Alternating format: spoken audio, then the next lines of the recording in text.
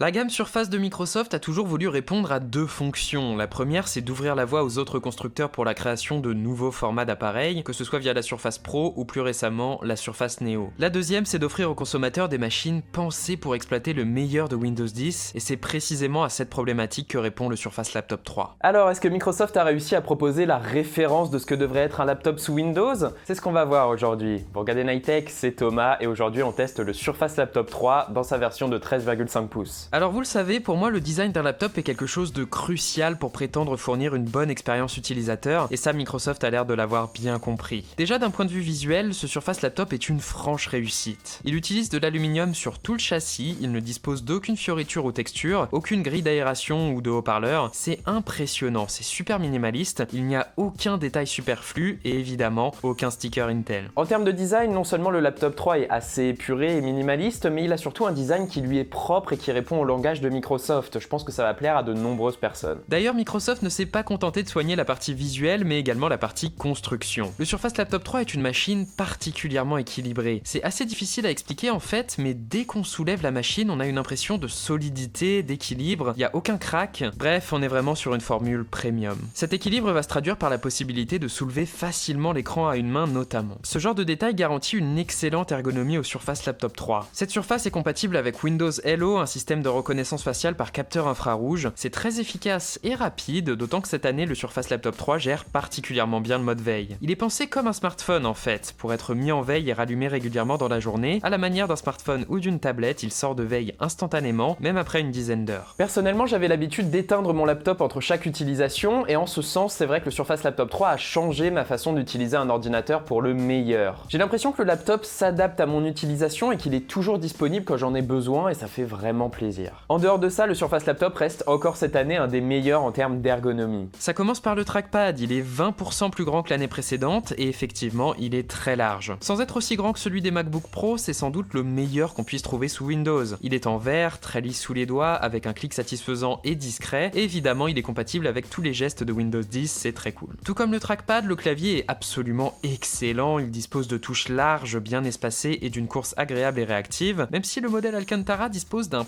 petit flex visible mais pas dérangeant en son centre. C'est un vrai plaisir de taper du texte dessus en tout cas. Le clavier est aussi rétroéclairé sur 3 niveaux, et petit coup de cœur pour un maniaque comme moi, il ne prend absolument pas les traces de doigts, c'est génial. Ce bon feeling est renforcé par l'utilisation d'Alcantara, typique de Microsoft. Je pense que ça va pas plaire à tout le monde, mais ce revêtement a l'avantage de ne prendre ni les traces de doigts ni les petites rayures, le tout en étant chaleureux, unique et assez agréable sous les poignets. Cette teinte platine a l'avantage d'être très foncée, plus foncée que l'année précédente d'ailleurs, ce qui lui garantit une certaine longévité, mais évitez à tout prix de renverser des chips ou des liquides dessus, évidemment. Le gros avantage cette année, c'est que vous pouvez opter pour une version tout en aluminium si vous n'appréciez pas l'Alcantara. Alors attention toutefois, ces modèles ont tendance à prendre pas mal les traces de doigts et les rayures, mais ils seront peut-être un petit peu plus rigides et plus résistants sur le long terme que les modèles Alcantara. À vous de voir en fonction de vos préférences. Autre avantage de cette troisième génération, c'est qu'elle est plus ou moins réparable. Vous pouvez changer le SSD assez facilement, mais c'est pas forcément conseillé au grand public évidemment. C'est toujours positif. En tout cas, difficile de reprocher quoi que ce soit au Surface Laptop en matière de construction, de design et d'ergonomie, c'est quand même un des meilleurs laptops sous Windows.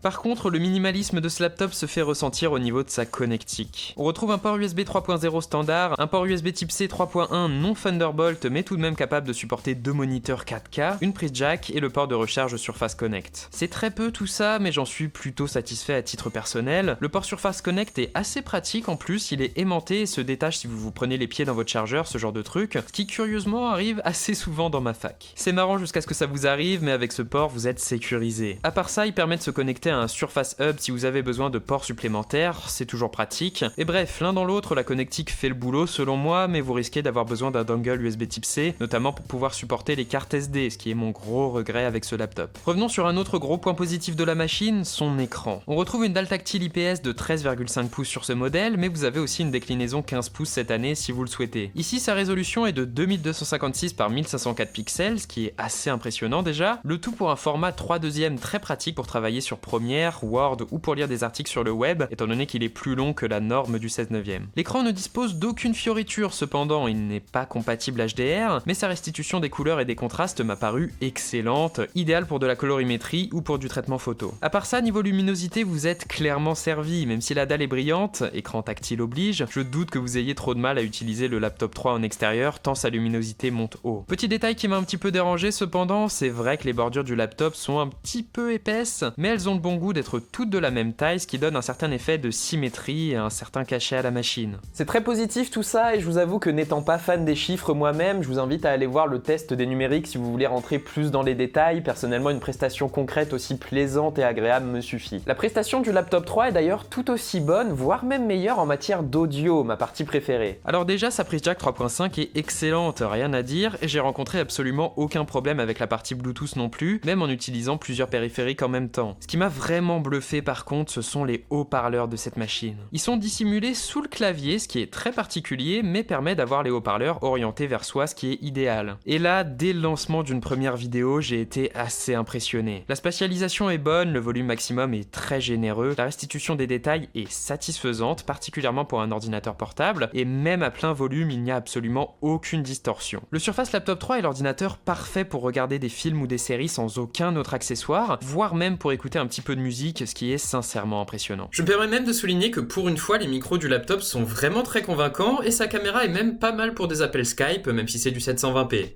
Ça passe. On continue sur du positif avec les performances du Surface Laptop 3. Pour en finir rapidement avec les specs, mon modèle dispose d'un Core i5 Ice Lake 1035G7 accompagné par 8Go de RAM et 128Go de SSD. Chose intéressante, contrairement à la Surface Pro i5, le Surface Laptop dispose de ventilateurs, ce qui laisse présager de meilleures performances, étant donné que le problème avec des ultrabooks en général, c'est plutôt leur enveloppe thermique que leur performance brute. Mais bref, j'étais très curieux de tester cette 10e génération de processeurs Intel gravés en 10 nanomètres et j'ai pas été déçu. Déjà, cette génération apporte un gain en termes de performance CPU de l'ordre de 20%, ce qui est vraiment pas mal d'une génération à l'autre. Ça se ressent d'ailleurs, le Surface Laptop paraît très à l'aise et fluide au quotidien. Le vrai bond en avant cette année cependant, c'est la partie graphique. Aucune carte graphique dédiée, mais on retrouve le très satisfaisant Intel Iris Plus Graphics, qui dans la pratique apporte plus ou moins le double des performances du précédent Intel UHD 620, qui n'était pas très rapide, c'est vrai. C'est plutôt cool en tout cas, on peut lancer des jeux vidéo comme Skyrim ou même Fallout 4 en 900 voire 1080p sans problème,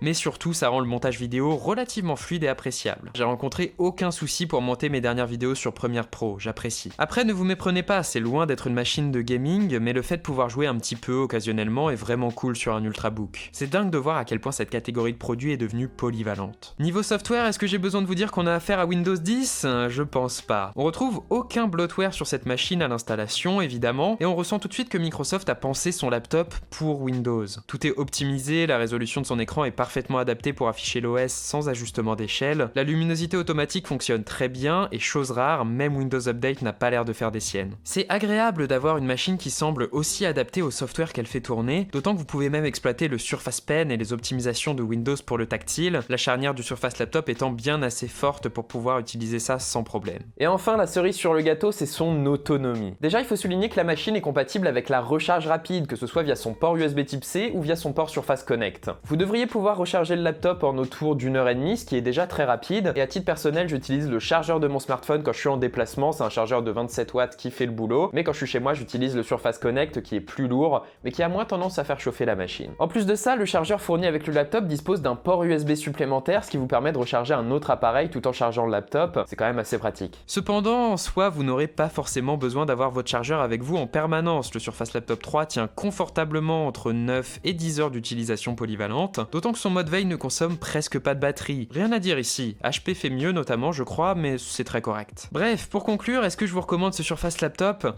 Oui. Totalement. Ça peut paraître étrange comme recommandation, parce que si vous jetez un œil à la concurrence, vous trouverez des machines avec de bien meilleures spécifications techniques pour le même tarif. Le truc, c'est que concernant les laptops sous Windows, j'en vois très peu qui proposent ce niveau d'optimisation, de finition et d'attention aux détails. Sur le Surface Laptop, tout est peaufiné, tout ce qu'il propose fonctionne parfaitement, et son soin au design donne toujours envie d'utiliser et envie de s'en servir pour créer des choses. L'un dans l'autre, à moins que vous ayez un besoin technique précis, que ce soit au niveau de la connectique ou au niveau de la puissance graphique, je pense que le Laptop 3 gagne à être connu. C'est pas la meilleure machine dans l'absolu, mais je pense que c'est la machine que la plupart des gens vont préférer à l'utilisation, et au final, c'est ce qui compte quelque part. Bref, c'était Nightech, c'était Thomas, on se quitte sur ces bonnes paroles, j'espère que ça vous aura plu, que ça vous aura aidé, ça m'a fait vraiment plaisir de tester Surface Laptop, enfin. Comme d'habitude, vous savez quoi faire, le j'aime, le commentaire, l'abonnement et le partage, ça fait grandir notre toute petite chaîne, et c'est toujours aussi sympa de le voir, je le pense, vraiment. Et moi, je vous dis à la prochaine, les gars. Allez, salut.